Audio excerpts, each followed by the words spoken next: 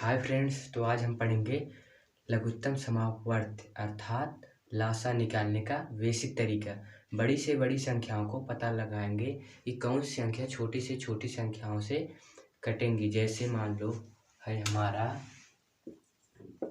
जैसे है 1111 हो गया, और हो गया 169 हो गया, और 916 हो गया।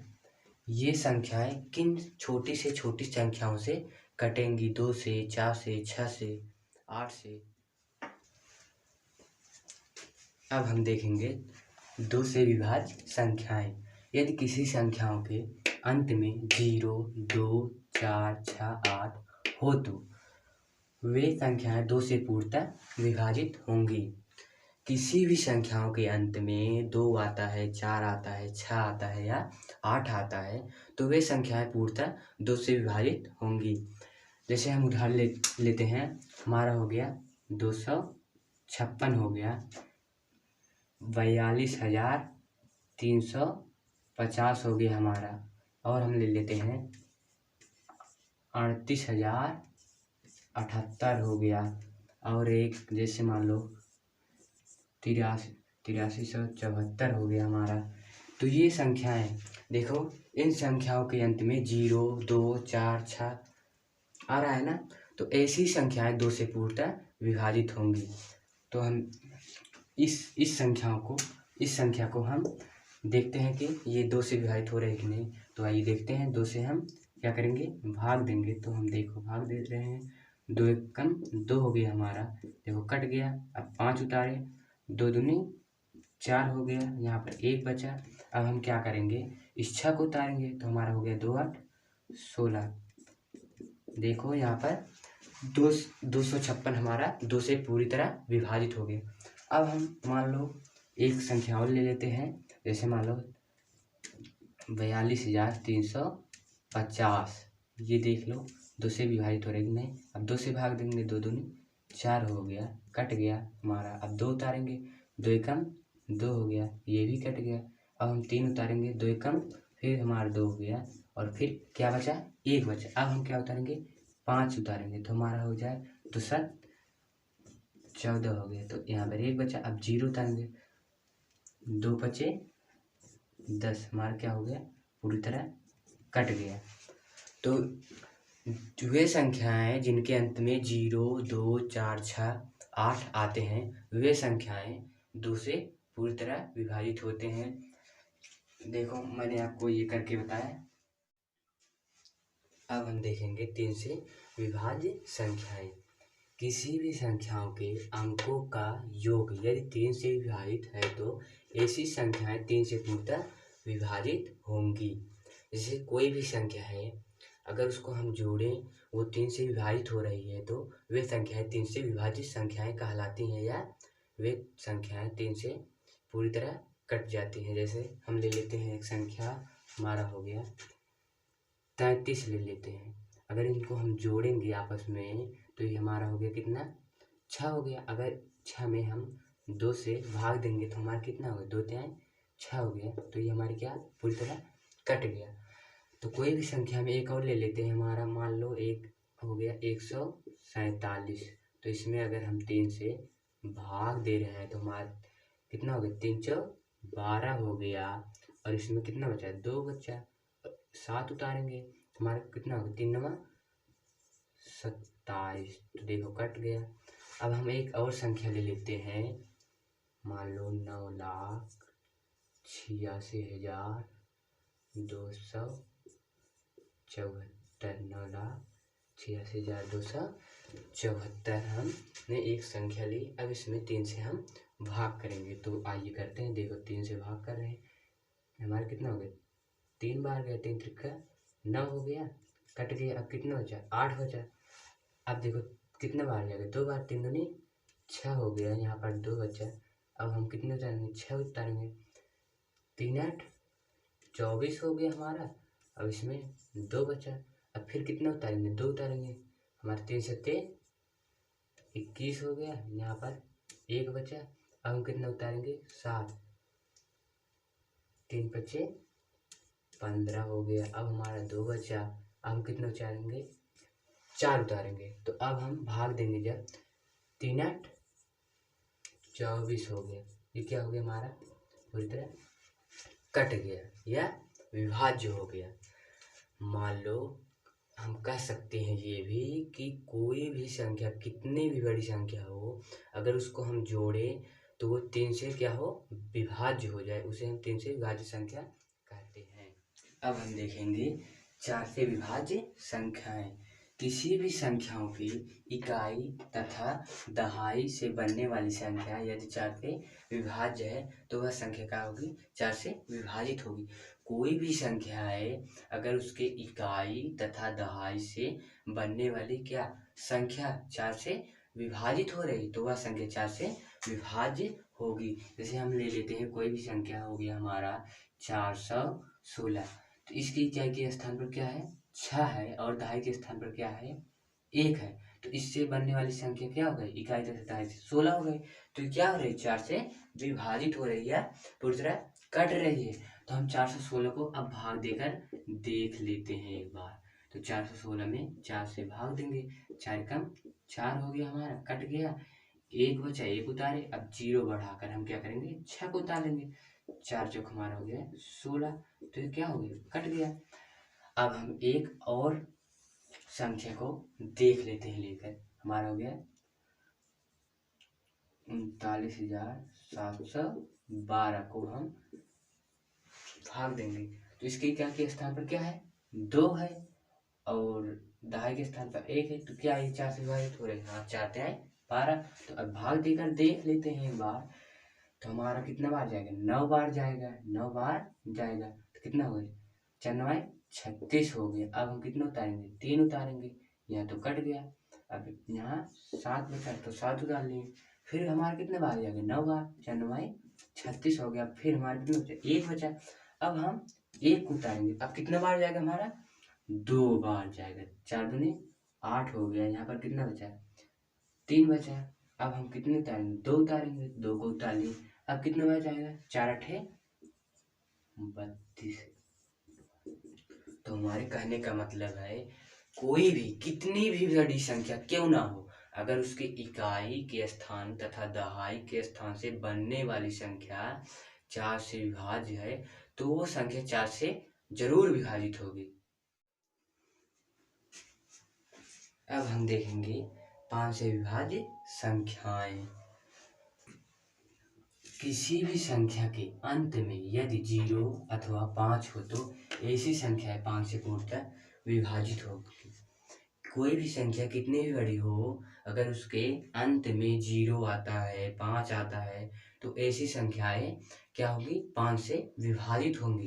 जैसे मान लो हो गया हमारा 420 हो गया, और हो गया 3825 हो गया। तो ये कौन सी संख्या है, इसके अंत में क्या आ रहा है, 0 आ रहा है, 5 आ रहा है। तो ऐसी संख्या क्या हो रही है, 5 से विभाजित हो जाएंगी। कितनी भी बड़ी संख्या हो जिसके अंत में 0 या 5 आता हो तो ऐसी संख्या क्या 5 से विभाजित जरूर होंगी। तो आइए हम देखते हैं इसे। 420 को हम 5 से भाग देंगे तो हमारा कितना हो जाएगा, 5 8 40 हो गया। यहाँ पर 2 बचा, अब क्या करेंगे, शून्य उतारेंगे। तो 5 20 कट गया।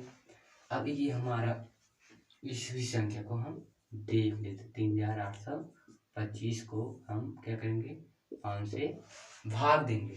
तो हम 65 हो गया हमारा 35, यहाँ पर 3 बचा, और यहाँ पर 2 उतारेंगे तो हमारा हो गया 5 5 6 30। तो हम घटा देंगे, यहाँ पर हमारा 2 आ गया। अब हम क्या 5 को उतारेंगे तो हमारा 5 बचे 25।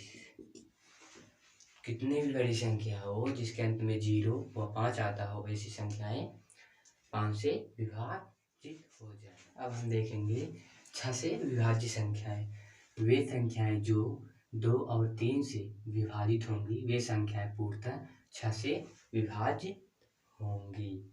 जैसे कोई भी संख्या हो जो 2 से भी विभाजित हो और 3 से विभाजित हो, वो संख्याएं 6 से विभाजित होंगी। जैसे हमारा हो गया 8430, ये क्या हो रहा है, 2 से विभाजित होगा और 3 से विभाजित होगा, तो ये क्या होगा हमारा 6 से विभाजित होगा। जैसे 6 से भाग देते हैं, 6 कम 6 हो गया, और यहाँ पर 2 बच्चे, अब 4 उठाएंगे, 6 चौके 24 हो गया, अब कट गया, 3 उतारेंगे, 0 बढ़ा के 0 उतारेंगे, 6 पंचे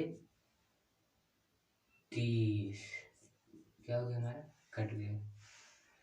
अब हम एक और एग्जाम्पल देख लेते हैं। जैसे हमारा हो गया 3252, क्या होगा, 2 से भी कटेगा और 3 से भी कटेगा, तो इसमें चलो कितने का, 6 का भाग देकर देख लेते हैं। 6 भाग, जब हम 6 का इसमें क्या करेंगे, भाग देंगे, तो हमारा हो गया 6 पंचे 30, और यहाँ पर 2 बचा तो 5 उठाए, 6 चौके 24 हो गया। अब यहाँ पर 1 बचा है तो हम 2 को उतारेंगे, 6 दूनी 12 हो गया, हमारा क्या हो गया, कट गया। तो हमारा वे संख्याएं, हम ये कह सकते हैं कि वे संख्याएं जो 2 और 3 से पूरी तरह विभाजित हो, वे संख्याएं 6 से भी विभाजित होंगी। अब हम देखेंगे 7 से विभाजित संख्याएं। वे संख्याएं जो 6 बार लगातार आती हों, वे संख्याएं 7 से विभाज्य होंगी। कोई भी संख्या अगर वो 6 बार रिपीट हो रही है तो वो 7 से विभाजित होंगी। जैसे मान लो 7 के बाद कितना है, 3 3 3 3 3 3, तो क्या होगी, 7 से विभाजित होगी। या 4 के बाद क्या आ रहा है, 2 2 2 2 2 2, तो ये 7 से विभाजित हो जाएंगी। ऐसी भी कोई भी संख्या हो जो 6 बार रिपीट हो रही हो, जैसे मान लो हो गया 6 6 6 6 6 6, तो ये हमारी 7 से विभाजित हो जाएंगी। अब हम देखेंगे 8 से विभाज्य संख्याएं। किसी भी संख्या के इकाई, दहाई तथा सैकड़ा से बनने वाली संख्या 8 से पूर्णतः विभाजित होंगी। कोई भी संख्या है उसकी इकाई, दहाई तथा सैकड़ा से बनने वाली संख्या जो है 8 से विभाजित होंगी। जैसे मान लो हमारा हो गया 3824, तो यहाँ पे इकाई के स्थान पे 4 है, दहाई के स्थान पे 2 है और सैकड़ा के स्थान पे 8 है। तो इसी से क्या, यही संख्याएं, इससे बनने वाली संख्याएं हमारी 8 से विभाज्य होंगी, वही संख्या 8 से विभाज्य संख्याएं कहलाएंगी। जैसे हम इसे भाग देकर देख लेते हैं। 3824 में हम कितने का भाग देंगे, 8 से भाग देंगे। जब हम 8 से भाग देंगे तो हमारा हो गया 8 चौक 32, तो यहाँ पर कितना आया, 6 आया, तो हम कितना उतारेंगे, 2 उतारेंगे, 8 7 56 हो जाएगा। तो यहाँ पर कितना बचेगा, 2 में से 6 नहीं कटेगा, तो हम इसमें से एक उधार लेंगे, हमारा 12 हो जाएगा। 12 में से 6 बचा, और यहाँ पे 5 में, यहाँ 5 बचा, 5 में 5 कुछ नहीं, तो हम उतारेंगे 4, तो 8 8 अठाई 64, हमारा क्या हो गया, कट गया। तो वे संख्याएं जो इकाई, दहाई तथा सैकड़ा से बनने वाली संख्या 8 से विभाज्य संख्याएं कहलाती हैं। अब हम देखेंगे 9 से विभाज्य संख्याएं। किसी भी संख्याओं के अंकों का योग यदि 9 से विभाजित हो तो ऐसी संख्या 9 से विभाज्य होगी। किसी भी संख्या, कितनी भी बड़ी संख्या हो, यदि उसका योग 9 से क्या हो रहा है, विभाजित हो रहा है, तो वह संख्या 9 से विभाज्य होगी। जैसे मान लो हम एक संख्या ले लेते हैं 44,262, अगर इसको हम जोड़ देंगे, तो हमारा कितना आ जाएगा, 18। तो 18 हमारा 9 से विभाजित हो रहा है, 9 दूनी 18। तो अगर हम इतनी बड़ी संख्या को हम क्या करेंगे, इतनी बड़ी संख्या को हम अगर भाग दे देंगे 9 से, तो क्या ये हमारा विभाजित होगा? तो भी जरूर विभाजित होगा। तो आइए भाग देकर देखते हैं। तो हमारा हो जाएगा 9×36 हो जाएगा। तो जब घटाएंगे तो हमारे यहाँ पर क्या बचेगा? 8। तो यहाँ पर कट जाएगा। अब हम क्या उतारेंगे? 2। तो 9×9 = 81 हो गया। अब हमारा 1 बचा। अब हम क्या उतारेंगे? 6 को। तो हमारा हो गया 9×9। तो हम जब 9 को घटाएंगे तो हो जाएगा 9×7 = 16 होगा। तो यहाँ पर 7 बचेगा। अब हम कितने उतारेंगे? 2 को। तो हमारा हो गया 9×8 = 72। तो ये क्या हो गया? कट गया, मतलब पूरी तरह विभाजित हो गया।